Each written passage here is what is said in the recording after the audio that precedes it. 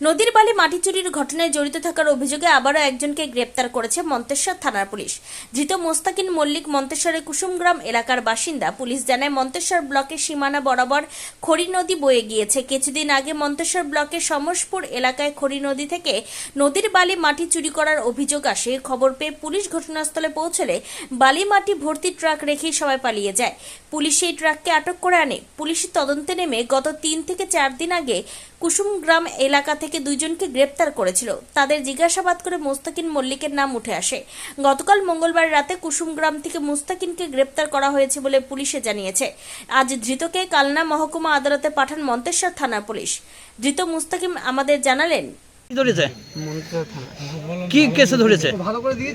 রাত্রেবেলায় বেরিয়েছিলাম, রাত্রেবেলা বেরোনো মানুষ করেছে ছোটখাটো মাটি মাটি কেসে ইয়ে করেছে তোমাকে?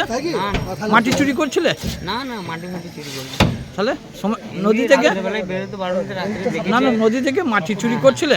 হ্যাঁ, তা নদী থেকে মাটি চুরি করছিলে, ওই কেসে ধরেছে? এটা কদিন ধরে করছো? না এই প্রথম। কি নাম তোমার? মুস্তাকিন। বাড়ি? এই তো কুসুমগ্রাম ডাক মারলে। কোথায় নিয়ে যাচ্ছে এখন? এখন কামলা কোর্টে। পূর্ব বর্ধমান থেকে জ্যোতির্ময় মণ্ডলের report, PB news. Annapurna medical hall, chemist and druggist. এখানে সকল প্রকার ওষুধ পাওয়া যায়। নবাবহাট মোড়, পূর্ব বর্ধমান।